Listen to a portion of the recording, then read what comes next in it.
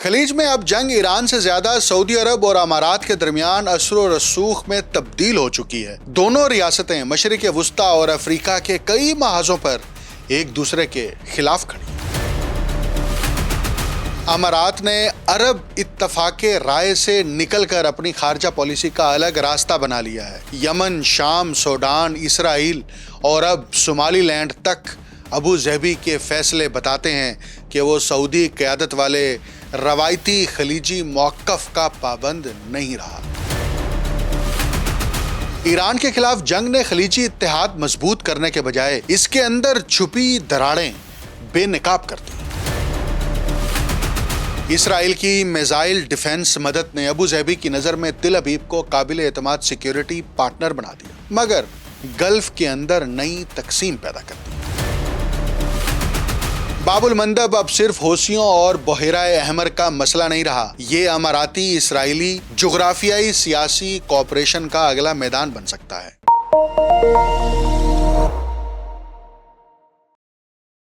آپ دیکھ رہے ہیں انٹولڈ سٹوری ود ڈاکٹر اکمل عمرو۔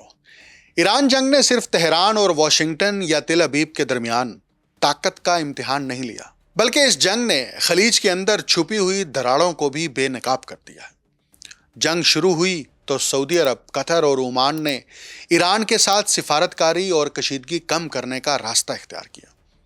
جبکہ متحدہ عرب امارات رفتہ رفتہ اسرائیل اور امریکہ کے زیادہ قریب دکھائی دینے لگا۔ یوں ایک طرف ایران کا میزائل خطرہ ہے، دوسری طرف اسرائیل کی خلیج میں بڑھتی ہوئی موجودگی،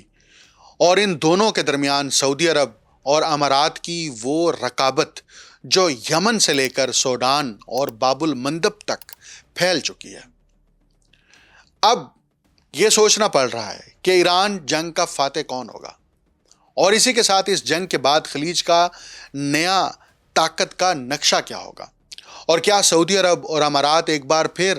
ایک صف میں کھڑے ہوں گے، یا یہ جنگ خلیجی اتحاد کی آخری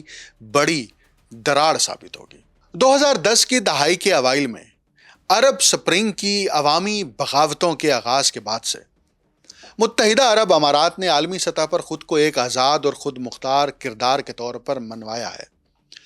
اس کی خارجہ پالیسی بتدریج زیادہ جرأت مندانہ، حقیقت پسندانہ اور خود مختار ہوتی گئی ہے، جس کے پیچھے ابو ظہبی کے حکمران اشرافیہ یعنی رولنگ ایلیٹ کی جانب سے اماراتی قومی مفادات کے فروغ کا عزم کار فرما لگتا ہے۔ اگرچہ متحدہ عرب امارات خلیج تعاون کونسل اور عرب لیگ میں شامل شراکت داروں کے ساتھ اس وقت قریبی تعاون جاری رکھتا ہے جب یہ اس کی ترجیحات سے ہم آہنگ ہو، تاہم امارات نے خلیجی اور عرب دنیا کے روایتی اتفاق رائے سے انحراف کرنے پر بھی آمادگی دکھائی ہے۔ اکثر وہ خود کو خطے میں ایک منفرد اور بعض اوقات نئے رجحانات متعارف کرانے والی ریاست کے طور پر پیش کرتا ہے۔ یہ رجحان متعدد شعبوں میں نمایاں ہوتا جا رہا ہے۔ 2017 میں قیام کے بعد سے یمن میں صدرن ٹرانزیشنل کونسل کی سرپرستی، 2018 میں بشار الاسد کی قیادت میں سابق شامی حکومت کے ساتھ سفارتی تعلقات کی بحالی، 2020 میں ابراہم ایکارڈز میں شمولیت، 2023 سے جاری سوڈانی تنازع کے دوران ریپڈ سپورٹ فورسز کی حمایت، اور 2026 میں اوپیک اور اوپیک پلس سے علیحدگی، یہ سب کچھ حالیہ قیاس آرائیاں کہ متحدہ عرب امارات شاید عرب لیگ کا پہلا رکن ملک بن جائے جو صومالی لینڈ کی جانب سے خود اعلان کردہ آزادی کو تسلیم کرے گا، جیسے اسرائیل نے گزشتہ سال دسمبر میں کیا تھا، اس بات کو اجاگر کر رہا ہے کہ ابو ظہبی اب بھی ایک آزاد راستہ اختیار کرنے کے لیے تیار ہے، خواہ اس کا موقف سعودی عرب اور وسیع تر عرب موقف سے مختلف ہی کیوں نہ ہو۔ عالمی سطح پر متحدہ عرب امارات کے بعض حالیہ اقدامات نے سعودی عرب کے ساتھ اس کے تعلقات میں تناؤ پیدا کیا ہے،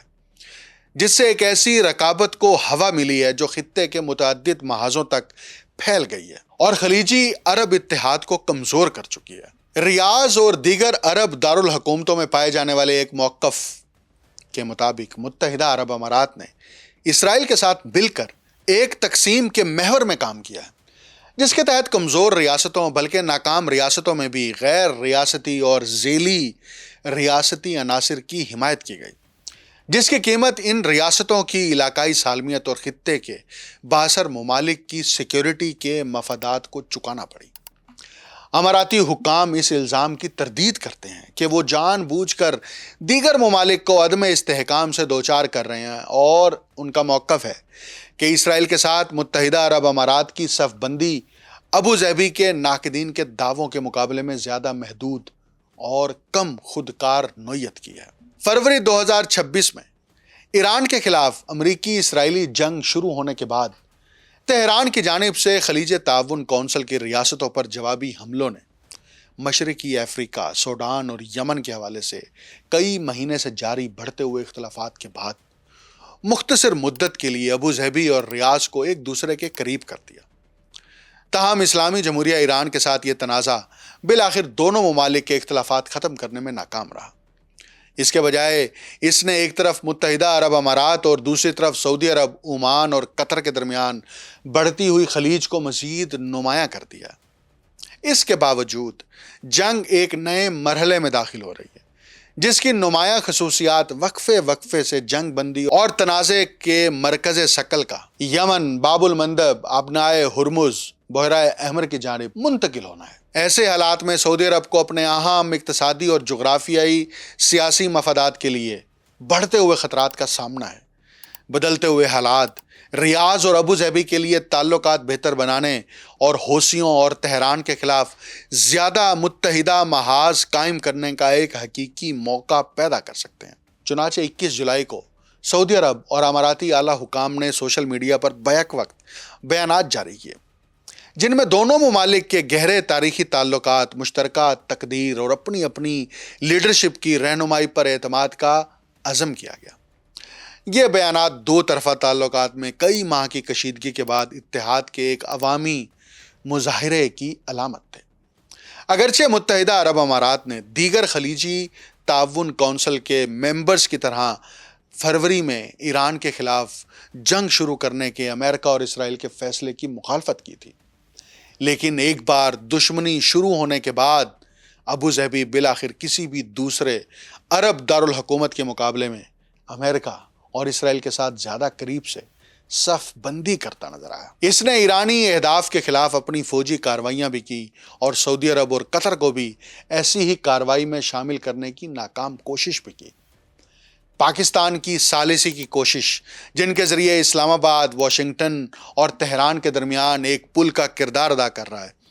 ابو ظہبی میں ناپسندیدگی کی نظر سے دیکھی جاتی ہے۔ اماراتی حکام کو خیال تھا کہ ابتدائی تنازع کو مزید طول پکڑنا چاہیے تھا تاکہ جنگ بندی نافذ ہونے سے پہلے ایران کی صلاحیتوں کو مزید کمزور کیا جا سکے۔ 18 جون کو ٹرمپ حکومت اور ایران کے درمیان طے پانے والے اسلام آباد میمورنڈم آف انڈرسٹینڈنگ کے باوجود تنازع ختم نہیں ہو سکا۔ امریکہ ایران پر حملے کر رہا ہے، تہران متعدد عرب ممالک کے خلاف میزائل اور ڈرون حملے کر رہا ہے، جبکہ لبنان میں اسرائیلی فوجی کارروائیاں بھی جاری ہیں۔ خطے کے ثالث ممالک بالخصوص عمان، قطر اور پاکستان جنگ بندی کو زیادہ پائیدار بنانے کے لیے اس مفاہمتی یادداشت کو مضبوط کرنے کی کوشش کر رہے تھے۔ تاہم جولائی کے اواخر میں حملوں اور جوابی حملوں میں ایک وقفے کے بعد تنازع دوبارہ شروع ہو گیا۔ اس سے پہلے کہ 1 اگست کو ٹرمپ نے ایران پر حملوں میں شدید اضافے کی دھمکیوں سے یہ کہتے ہوئے پسپائی اختیار کی کہ واشنگٹن اور تہران ایک معاہدے کی جانب تیزی سے بڑھ رہے ہیں۔ اب ایک مستحکم اور دیرپا حل تلاش کیے جانے یا مکمل جنگ دوبارہ شروع ہونے کا امکان ایک بڑی غیر یقینی صورتحال کا باعث ہے۔ اگرچہ واشنگٹن کی جانب سے اسرائیل پر کچھ حد تک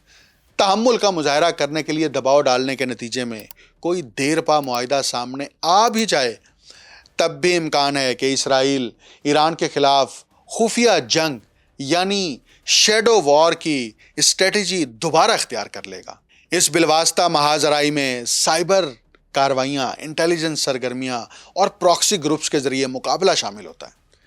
یہ اسٹریٹجی 2024 سے پہلے کے اس دور کی یاد دلاتی ہے جب دونوں ریاستیں اس تنازع میں مصروف تھیں، جسے اسرائیل نے وار بٹوین دا وارز کا نام دیا تھا۔ ایران کے بارے میں مشترکہ خدشات کے باعث ابو ظہبی کی اسرائیل کے ساتھ بڑھتی ہوئی قربت کو دیکھتے ہوئے یہ ممکن ہے کہ متحدہ عرب امارات ایسی خفیہ جنگ میں اسرائیل کی خاموش حمایت کرے اس راستے سے خلیج تعاون کونسل کے اندر کشیدگی مزید گہری ہونے کا خطرہ ہے، بالخصوص سعودی عرب، قطر اور عمان کے ساتھ، جو ایران کے ساتھ عدم جہریت کے فریم ورک کو ترجیح دیتے ہیں اور اسرائیل کو خطے میں عدم استحکام پیدا کرنے والی قوت سمجھتے ہیں۔ خصوصاً ستمبر 2025 میں دوحہ پر اسرائیل کے غیر معمولی حملے کے بعد، اسی دوران متحدہ عرب امارات ایران کے ساتھ سفارتی روابط بھی جاری رکھے ہوئے ہیں اور اطلاعات کے مطابق دونوں کے درمیان تعلقات میں بہتری لانے کی کوشش کر رہا ہے۔ چونکہ اسلام آباد مفاہمتی یادداشت کے نافذ ہونے کے بعد سے خلیج تعاون کونسل کی ریاستوں پر ایرانی میزائل اور ڈرون حملوں کا زیادہ تر ہدف بحرین اور کویت رہے ہیں، متحدہ عرب امارات نہیں۔ اس لیے ابوظہبی تہران کے ساتھ کشیدگی کم کرنے کے ایک موقع پر نظر رکھے ہوئے ہو سکتا ہے۔ ایران اور متحدہ عرب امارات کے درمیان اقتصادی تعلقات کو مد نظر رکھتے ہوئے کشیدگی میں ایسی کمی متحدہ عرب امارات کے کاروباری اور تجارتی مفادات، خصوصاً دبئی کے مفادات کے لیے سود مند ہوگی۔ اگرچہ اسلامی جمہوریہ ایران کے بارے میں ابوظہبی کا عمومی رویہ زیادہ تر سیکیورٹی کو اولین ترجیح دینے والا ہے، خلیج تعاون کونسل کے اندر ایک بڑھتی ہوئی خلیج اس خطے کی سیکیورٹی کے نظام میں اسرائیل کے کردار کے حوالے سے ہے۔ ابوظہبی کے لیے ایرانی میزائل اور ڈرون حملوں کے دوران اسرائیل کی فوجی مدد نے اسرائیل کو ایک قابل اعتماد شراکت دار سمجھنے کے متحدہ عرب امارات کے تصور کو مزید مضبوط کیا ہے۔ اماراتی حکام، خواہ یہ تاثر درست ہو یا نہ ہو، سمجھتے ہیں کہ جنگ کے دوران بیشتر عرب اور اسلامی ممالک متحدہ عرب امارات کی مدد کرنے میں ناکام رہے، جبکہ اسرائیل کی جانب سے میزائل ڈیفنس سسٹم اور فوجی اہلکار تعینات کیے جانے نے اس امر کے بارے میں ابوظہبی کی سوچ کو نمایاں طور پر متاثر کیا کہ نیشنل سیکیورٹی کے کرائسس کے وقت وہ کن ریاستوں پر بھروسہ کر سکتا ہے۔ ابوظہبی کے قریبی طور پر ہم آہنگ اور 2020 سے ابراہم ایکارڈز کا فریق بحرین غالباً ایرانی خطرات کے مقابلے میں اسرائیل کو ایک اہم سیکیورٹی پارٹنر سمجھتا رہے گا۔ کویت کا مستقبل کا راستہ اتنا واضح نہیں، اگرچہ عمومی رائے یہ ہے کہ کویت اسرائیل کے ساتھ تعلقات کو معمول پر لانے کے معاملے میں غیر معمولی حد تک مزاحمت رکھتا ہے، تاہم ایرانی جہریت اور کویتی پالیسی سازی کے حلقوں میں بڑھتے ہوئے اماراتی اثر و رسوخ کے باعث وہ بھی اسی ڈائریکشن میں آگے بڑھ سکتا ہے۔ توقع ہے کہ سعودی عرب، قطر اور عمان کے ساتھ مل کر ایران کے ساتھ مفاہمت کی حکمت عملی اختیار کرے گا، جس میں محاذ آرائی کے بجائے سفارتکاری اور مذاکرات پر زور دیا جائے گا۔ یہ ریاستیں اسرائیل کے ساتھ ابوظہبی کے بڑھتے ہوئے تعلقات کو بھی زیادہ سے زیادہ مسئلہ سمجھتی ہیں، خصوصاً اگر اس کے نتیجے میں جزیرہ نمائے عرب پر اسرائیل کی فوجی موجودگی مزید مستحکم اور دیر پا ہو جاتی ہے۔ خلیج سے باہر، بالخصوص مشرقی افریقہ میں اماراتی اسرائیلی تعاون میں ہونے والی پیش رفت پر گہری نظر رکھنے کی ضرورت ہے۔ رواں سال کے ابتدا میں صدرن ٹرانزیشنل کونسل کو ہونے والی نمایاں ناکامیوں کے نتیجے میں جنوبی یمن میں متحدہ عرب امارات کے اثر و رسوخ میں کمی کے بعد امکان ہے کہ ابوظہبی باب المندب اور بحیرہ احمر کے افریقی جانب اپنے مفادات کے فروغ پر مزید زور دے گا۔ اس کے ذریعے وہ ان اہم بحری گزرگاہوں اور جہاز رانی کے راستوں کے ساتھ اپنی پوزیشن کو محفوظ بنانا چاہے گا۔ اگر متحدہ عرب امارات اسرائیل کی پیروی کرتے ہوئے صومالی لینڈ کی آزادی کو تسلیم کرنے کی جانب بڑھتا ہے تو اس علیحدہ ہونے والے خطے میں اسرائیل اور امارات کے درمیان صف بندی مزید گہری ہو سکتی ہے، اور ممکنہ طور پر مشرقی افریقہ کے دیگر حصوں میں بھی ابوظہبی اور اسرائیل کے درمیان بڑھتے ہوئے تعاون کا باعث بن سکتی ہے۔ ایسی پیش رفت متحدہ عرب امارات کو سعودی عرب اور اسلامی کوآڈ کے دیگر 3 ارکان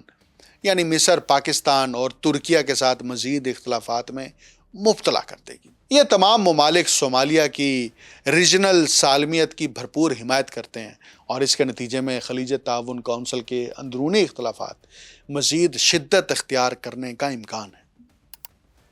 خلیج کی نئی صف بندی کیا ہے اور اس اتحاد کی اب حدود کیا کیا ہیں؟ اماراتی خارجہ پالیسی کا رخ اکثر خلیجی دنیا کے روایتی اتفاق رائے سے ابو ظہبی کے انحراف کی عکاسی کرتا ہے، جس کا ذکر میں نے اوپر بھی کیا۔ اگرچہ تاریخی طور پر خلیج تعاون کونسل نے سیکیورٹی کے لیے ایک فریم ورک فراہم کیا ہے، تاہم ایران، اسرائیل اور علاقائی بحرانوں کے حوالے سے اختلافات نے حالیہ عرصے میں گہری دراڑیں نمایاں کرتی ہیں، جن میں بعض اختلافات طویل عرصے سے اندر ہی اندر پک رہے تھے۔ 2026 کے باقی عرصے اور اس کے بعد بھی متحدہ عرب امارات کو سعودی عرب کے ساتھ اپنی رقابت میں اضافے اور حساس معاملات پر علاقائی اتفاق رائے کو چیلنج کرنے کے خطرات کا محتاط اندازہ لگانا ہوگا۔ ابو ظہبی کے لیے ضروری ہوگا کہ وہ قاہرہ، دوحہ، مسقط اور ریاض جیسے دیگر عرب دارالحکومتوں کے ساتھ مستحکم تعلقات برقرار رکھنے اور تیزی سے زیادہ خود مختار خارجہ پالیسی اختیار کرنے کی اپنی خواہش کے درمیان توازن قائم کرے۔ اب مستقبل کے ممکنہ منظرنامے کیا ہو سکتے ہیں؟ سب سے زیادہ ممکنہ منظرنامہ کیا ہو سکتا ہے؟ وہ یہ ہے، اماراتی سعودی رقابت کشیدہ ہو مگر قابو میں رہے۔ ابو ظہبی اور ریاض کے درمیان کشیدگی برقرار رہنے کا امکان ہے، اور ان کی باہمی رقابت ریجنل سیاسی حرکیات کی ایک نمایاں خصوصیت بنی رہے گی۔ مشرق وسطیٰ اور افریقہ کے متعدد تنازعات اور کشیدگی کے مراکز میں خلیج کی یہ دونوں طاقتور ریاستیں اثر و رسوخ کے حصول کے لیے مسلسل ایک دوسرے کا مقابلہ کرتی رہیں گی۔ سعودی عرب اسرائیل کے ساتھ متحدہ عرب امارات کی صف بندی اور مختلف غیر ریاستی اور ذیلی ریاستی عناصر کے لیے ابو ظہبی کی حمایت سے بدستور محتاط رہے گا، اور کسی بھی ایسے ماحول میں جو امریکہ، اسرائیل اور ایران کے درمیان جنگ کے بعد وجود میں آئے، ان عوامل کو مملکت کے جغرافیائی، سیاسی اور سیکیورٹی کے مفادات کے لیے سنگین چیلنج تصور کرے گا۔ تاہم یہ رقابت کھلے تصادم یا مکمل ریلیشن شپ کے اندر ٹوٹ پھوٹ کی صورت اختیار نہیں کرے گی۔ دونوں ممالک کے درمیان مفادات کے نمایاں مشترکہ شعبے موجود رہیں گے، اور جہاں عملی طور پر ممکن ہوگا وہ تعاون بھی جاری رکھیں گے۔